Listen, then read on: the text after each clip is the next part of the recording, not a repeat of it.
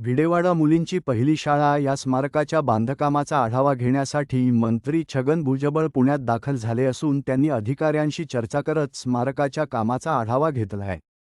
त्यांचा इतिहास कसा मांडला जाईल, त्यांच्या सवंगड्यांची माहिती कशी दिली जाईल, त्यांच्या कार्यालयाची माहिती, आता वेगवेगळे ऑडिओ व्हिज्युअलचे जे आहेत प्रयोग जे आहेत आपण करतो आहोत, तर हे सगळं जे आहे जी लेटेस्ट टेक्नॉलॉजी आहे त्याचा उपयोग करून परत या पुण्यातील जी मुलं मुलींना या मुला मुलींना त्यांना आणायचं, त्यांना दाखवायचं की हे काय झालं, नक्की त्याचा इतिहास काय। ज्यांना इतिहास माहिती आहे ते भविष्य घडवू शकतात, इतिहासच माहीत नसेल तर काय करणार। त्यामुळे त्याची सगळी मांडणी कशी काय करणार आणि मग मुलं येऊन काही लोक PhD करतील त्याच्यावर येऊन, त्यांच्यासाठी थोडीशी काही जागा दिसेल आपल्याला। काही ग्रंथालय चांगले जे आहेत, पुस्तकं वेगवेगळ्या लोकांना लिहिलेले आहेत, इंग्रजीपासून तर वेगवेगळ्या भाषांमध्ये आहेत। हे सगळं जे आहे कसं काय एकत्र एवढ्या याच्यामध्ये असेल त्याच्यासाठी काही लोक प्रयत्न करतात, त्यांनी ते प्रेझेंटेशन तयार केलेलं आहे। त्याच्यावर आता एक कमिटी जी आहे ती काम करणार आहे आणि त्यातल्या ज्या काही चांगल्या गोष्टी निवडून ज्या आहेत त्याप्रमाणे पुढे काम करतील का। परंतु जोपर्यंत ते ठरत नाही तोपर्यंत प्लास्टर कच्चं करायचं आहे, इलेक्ट्रिकची जे आहे जे पाईपलाईन कशी फिरवायची आहे, पण ते इलेक्ट्रिकची जी आहे ती बटणं बिटणं त्या काळातली असली पाहिजे। आता जे ऑटोमॅटिक काय ते नको, जुन्या काळाला सुशोभली पाहिजे। या सगळ्या गोष्टी ज्या आहेत थोडंफार जुनं नवं कंप्लिशनची काही स्टिप्युलेटेड आणि जे आहे पुढे वाड्याचं विस्तारीकरण ज्याला आपण म्हणतो, फुले वाड्याचं विस्तारीकरण, तर तिथे आता 200 कोटी रुपये सुद्धा देण्यात आले आणि मुख्यमंत्र्यांनी मिटिंग घेतल्या, अजितदादांनी पण मिटिंग घेतल्या, आम्ही तर घेतल्या। तर त्याच्यामध्ये खरं सांगायचं इनफॅक्ट म्हणावा तसं आहे समाधानकारक काम पुढे गेलेलं नाही। कारण आपण त्यांना जे आहे मोबदला द्यायला तयार आहोत, जागा असेल जागा द्यायला तयार, पण याच्याकडे दुर्लक्ष झालेलं। कदाचित एखादं मोठं आंदोलन उभं राहावं याची वाट बघत असतील कदाचित अधिकारी, आणि मग ते त्या कामाला जरा जास्ती ते स्पीडअप होईल असं मला वाटतं। तेही करू, काय आपल्याला नवीन नाही। साहेब, एका बाजूला तुम्ही म्हणताय की कामाकडे तुमचं लक्ष आहे, मुलांना इतिहास कळला पाहिजे, इतिहास कळला तरच भविष्य घडवू शकतात। मात्र तुमच्याच मित्रपक्षातील पुण्यातील एक खासदार आहेत त्या फुलेवाड्यात जाऊन वडाची पूजा करतायत वटपौर्णिमेला, हे किती बरोबर आहे? अर्थात तुम्हाला एका अर्थाने चॅलेंज करतात। ठीक आहे की त्या भगिनींबद्दल मला जो आदर आहे त्यांनी ते समजून घेतलं पाहिजे ना।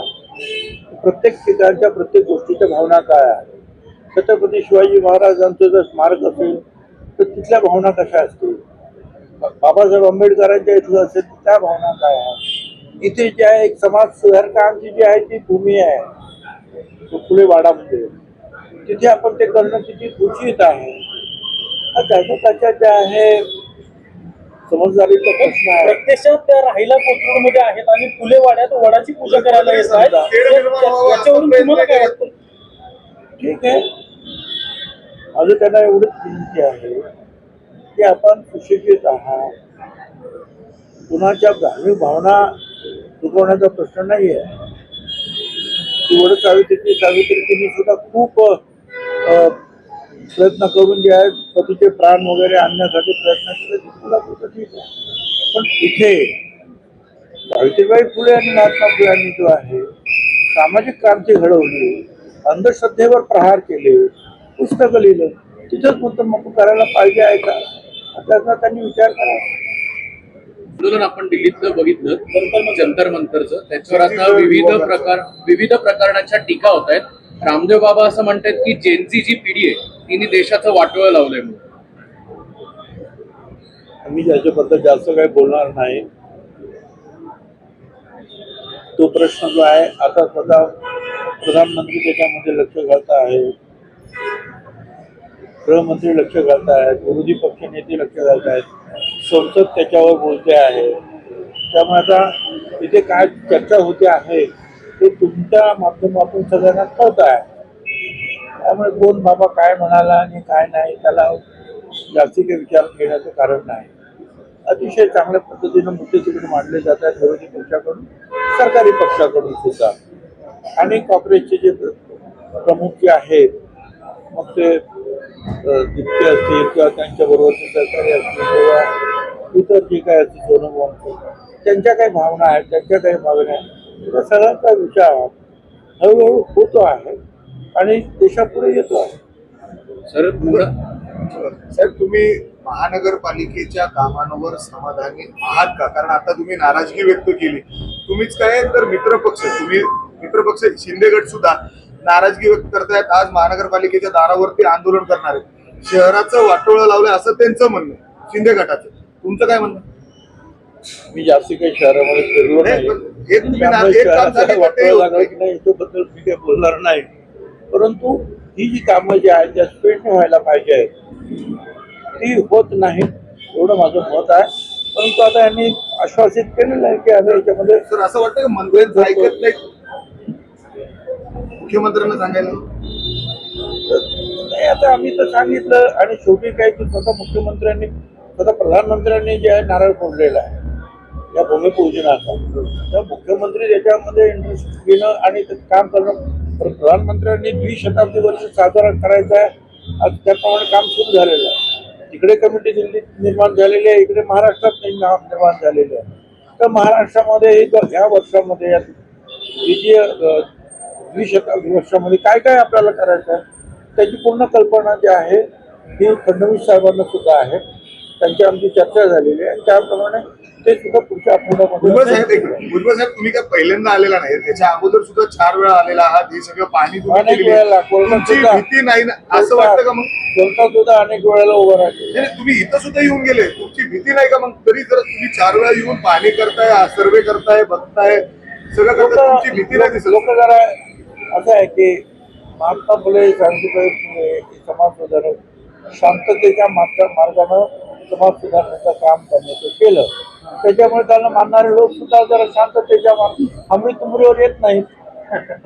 सर, अशी वेळ येईल का? थांबा, बोलू. काही नाही, जर अशीच वाप जर दाबत गेले तर तशी पण वेळ येऊ शकते.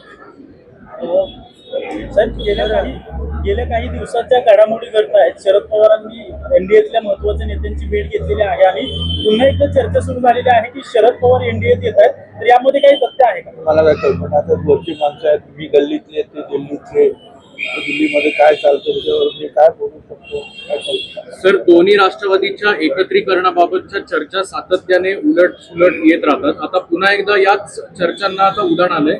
अनेक नेते अनेकांना भेटतायत जाऊन. तुम्ही ज्येष्ठ नेते असल्यामुळे दुसऱ्या मंत्र्यांना विचारलं तर ते म्हणतात की आमच्या पक्षात अनेक ज्येष्ठ नेते आहेत, वरिष्ठ नेते आहेत, मंत्री आहेत, त्यांना तुम्ही हा प्रश्न विचारा. तुमचं नेमकं काय म्हणणं आहे या सगळ्या गोष्टी?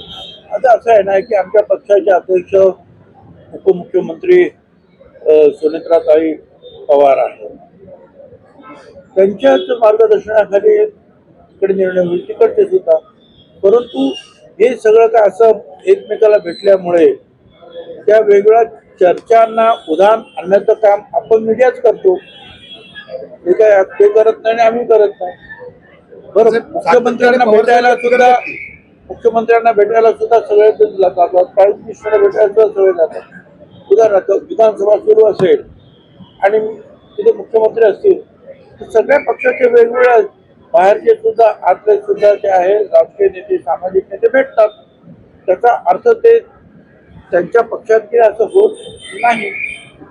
त्यामुळे ज्या वेळेला ते होईल त्यावेळेला नाही सर, पण जेव्हा तटकरे आणि पटेल साहेब मुख्यमंत्र्यांना भेटले, जेव्हा मध्यंतरी भेटले तेव्हा त्यांना मुख्यमंत्र्यांनी बोलवलं होतं असं त्यांनी सांगितलं. मात्र याबाबत कुठलीही कल्पना तुमच्या पक्षाच्या प्रमुख सुनेत्रा वहिनींना नव्हती. त्यांनी नाराजगी व्यक्त केली, न सांगता ते जातात. मी सुद्धा अनेक वेळा मुख्यमंत्र्यांना भेटतो, कार्यक्रमाच्या ठिकाणी प्राईम मिनिस्टर आणि अमित शाह साहेबांना सुद्धा भेटतो. त्या दिवशी लोकसभा अध्यक्ष आले होते, त्यांची सुद्धा माझी भेट झाली. आणि भेटत असतो. लोकशाहीमध्ये संवाद हा असलाच पाहिजे. साहेब, मनोज जरांगे पाटलांनी पुन्हा एकदा सरकारला इशारा दिलेला आहे आणि आंदोलनाची हाक दिलेली पुन्हा एकदा. सरकारच्या लक्ष काय करायचं, जनतावरती काम होतं. त्यांच्यावर वारंवार आंदोलन करण्याची नेमकी वेळ काय येते? मला काय कल्पना नाही. वेळ काय येते तेच सांगतील. ठीक आहे,